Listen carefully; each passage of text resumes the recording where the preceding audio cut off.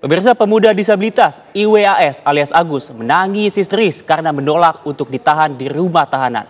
Kejaksaan Negeri Mataram memutuskan untuk menahan Agus yang menjadi tersangka pelecehan seksual berantai hingga mencapai korban 15 perempuan.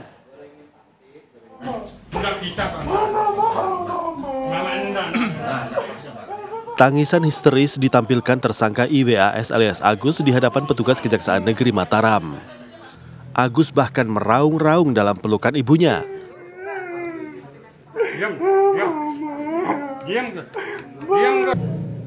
Agus mencoba menolak keputusan tim jaksa untuk masuk rumah tahanan. Pemuda difabel tersebut beralasan akan kesulitan melakukan aktivitas dasar seperti mandi, buang air, dan ganti pakaian. Tersangka IWAS alias Agus akhirnya tetap masuk rumah tahanan di Lapas Kelas 2A Lombok Barat dengan status tahanan titipan Kejari Mataram. Menurut tim jaksa, penahanan tersangka Agus sudah memenuhi unsur objektif dan subjektif hingga cukup alasan untuk mengubah status tahanan rumah menjadi tahanan rutan. Selain itu, rumah tahanan juga sudah dilengkapi fasilitas yang memadai bagi kelompok rentan. Secara objektif dilihat memang ancaman di atas 5 tahun penjara sehingga bisa untuk dilakukan penahanan rutan. Untuk secara subjektif, jadi yang dipertimbangkan mengingat korban yang dilakukan terdakwa IWAS itu lebih dari 1, dikhawatirkan nanti terdakwa IWAS bisa mengulangi perbuatannya. Di lain pihak, kuasa hukum tersangka IWAS menyebut penahanan Agus telah mengabaikan sejumlah aspek, antara lain proses asesmen yang tidak pernah dilakukan pada kliennya. Nah, itu yang kami sayangkan. Ya, nanti kita lihat saja seperti apa ke depannya. Sebenarnya kami lebih mengapresiasi tindakan dari penyidik kepolisian, ya, Polda NTB yang memberikan status tahanan rumah. Ya, kalau tahanan rutan, asesmen terhadap Agus belum dilakukan. IWAS alias Agus akan menjalani penahanan dalam 20 hari mendatang sebelum menjalani proses peradilan. Dari Mataram, Nusa Tenggara Barat, Herman Zuhdi, TV One mengabarkan.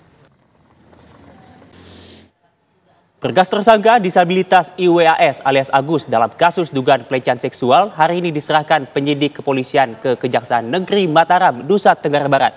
Status tahanan rumah tersangka IWAS pun juga berubah. Dari sebelumnya ditahan di rumah, kini telah ditahan di rumah tahanan Lembaga Permasyarakatan Lombok Barat.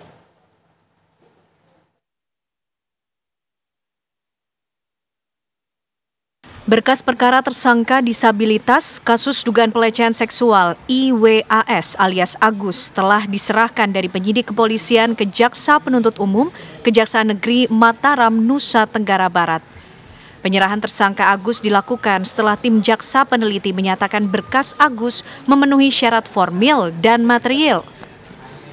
Dengan kelengkapan berkas tersebut, selanjutnya Agus ditahan di rumah tahanan Lembaga Pemasyarakatan Lombok Barat dengan status tahanan titipan Kejaksaan Negeri Mataram.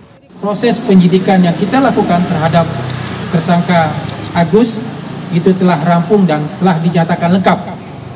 Berdasarkan hasil koordinasi dengan Kejaksaan, hari ini tanggal 9 Januari 2024 kita sepakati untuk tersangka Agus kita lakukan penyerahan tersangka dan barang bukti ke Kejaksaan.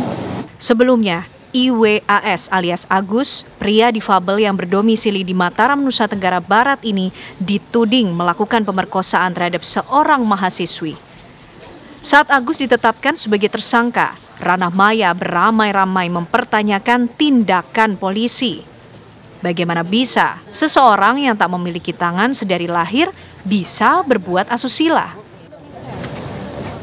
Namun lambat laun, satu persatu korban memberanikan diri mengajukan laporan kepada polisi.